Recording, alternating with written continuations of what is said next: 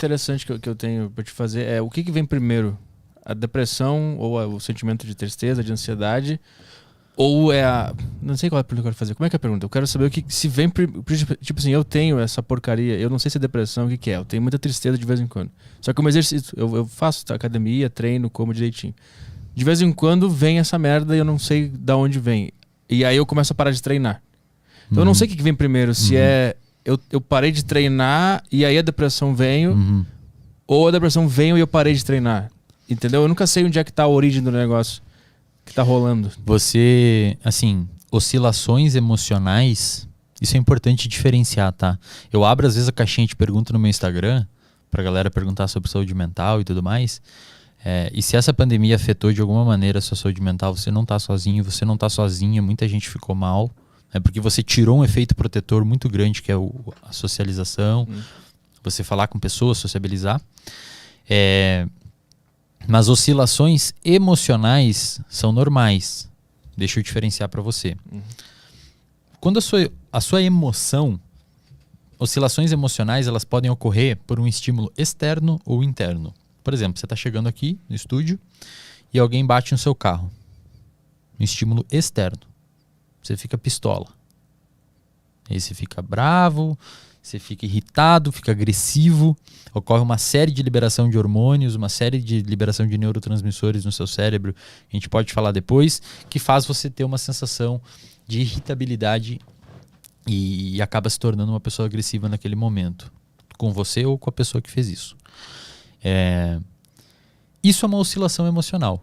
Ou seja, a oscilação emocional, e pode ser por um estímulo interno. Você está sentado aqui agora me entrevistando e vê um pensamento, uma coisa que aconteceu na sua vida lá atrás, ou um problema que você tem futuro, e você fica triste, fica borocochô, fica para baixo. Então, uma oscilação emocional é uma oscilação pontual que ocorre devido a um estímulo interno ou externo perceptível. Esse pensamento, só pra gente não avançar ainda, esse pensamento que vem do nada, ele vem do nada? Que porra é essa? A gente chama de pensamentos automáticos ou intrusivos, que são pensamentos que surgem na sua cabeça devido a crenças que você tem. A psicologia cognitiva comportamental, que é a linha teórica que eu trabalho, ela trabalha com a ideia de que o nosso comportamento e as nossas emoções são regidos por crenças centrais, não são limitantes. Crenças limitantes é um termo incorreto. São crenças centrais que a gente desenvolve durante a nossa vida, e a gente não sabe direito aonde a gente desenvolveu e por que a gente desenvolveu, é devido a uma série de construções, de comportamentos que a gente teve. E essas crenças, geralmente a gente não tem muito acesso a elas. A terapia, ela consegue acessar. Às vezes o paciente, ele não manifesta verbalmente a crença. Por exemplo, pacientes com depressão, quando você vai tratar, geralmente tem uma crença de incapacidade ou insuficiência. Ele acredita fortemente que ele é incapaz e insuficiente.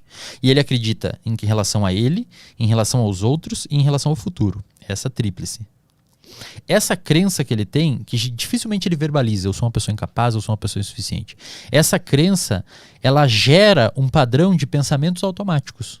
Então a crença, geralmente ele não tem acesso. A crença, ela se manifesta em pensamentos automáticos.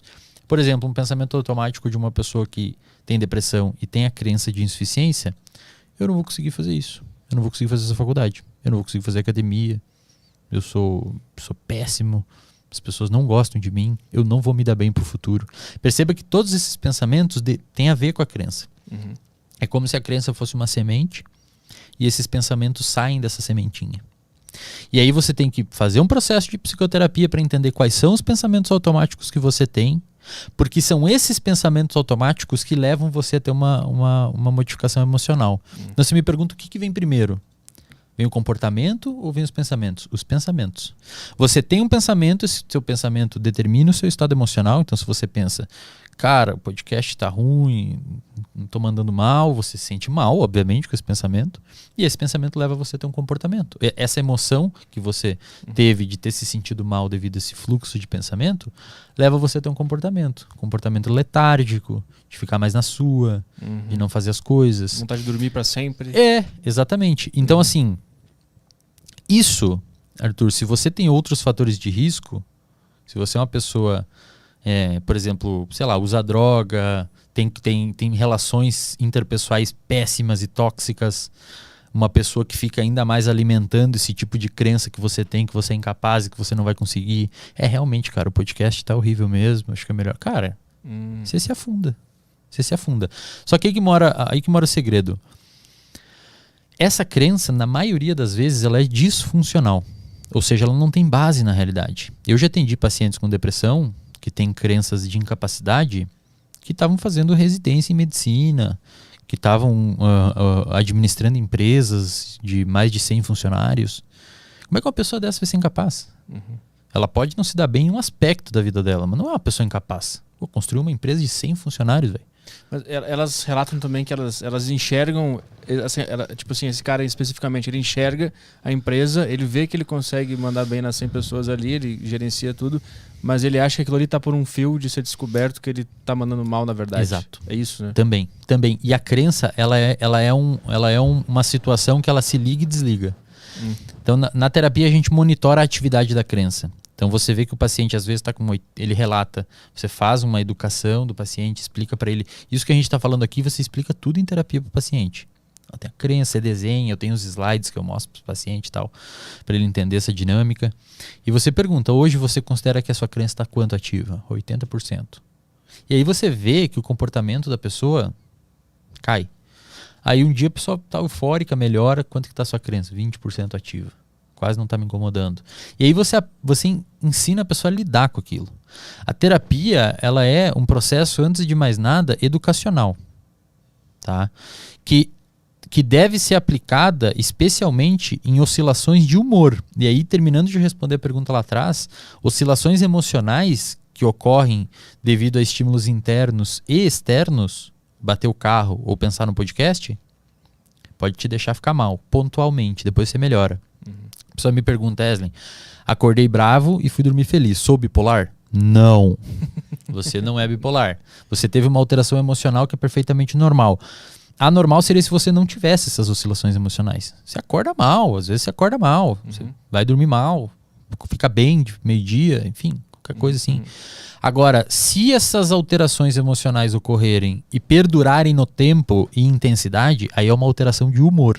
Tanto é que nos manuais de diagnóstico em psicologia, a depressão é um transtorno de humor, não é um transtorno emocional, é um transtorno de humor. Ou seja, o seu humor altera. Você fica triste por muito tempo, você fica triste numa intensidade maior por tanto tempo. Aí você precisa ter um ajuste no que está levando você a ter esses comportamentos de tristeza, essas emoções, esse humor triste. E como que você está se comportando principalmente frente a isso. Por quê? Porque as pessoas em depressão, elas tendem a ficar hipoativas. Justamente, não saem, não vão à academia. E um dos principais tratamentos, hoje padrão ouro, do ponto de vista científico, em publicações científicas, para tratar a depressão, é chamado de ativação comportamental. Que é o quê? O terapeuta analisa as capacidades de enfrentamento do paciente e, à luz dessas capacidades de enfrentamento do paciente, o terapeuta bola um protocolo de ativação comportamental para aquele paciente começar a fazer as coisas. Então se é um cara que fica na cama o dia inteiro no quarto escuro, então beleza, durante a próxima semana a gente vai começar a abrir a janela. Depois você vai começar a arrumar sua cama e levantar, lavar a louça, sair com o cachorro, devagar. Por quê? E isso é muito maneiro quando você entende isso. Porque nós somos sensíveis às consequências dos nossos comportamentos. E as pessoas não percebem isso. Então, se você faz alguma coisa, você é sensível ao que você fez. Você faz uma cagada, você fica mal. Você faz uma parada da hora, você fica bem. Quando a gente consegue alcançar um objetivo e realizar uma tarefa, nós somos recompensados por isso.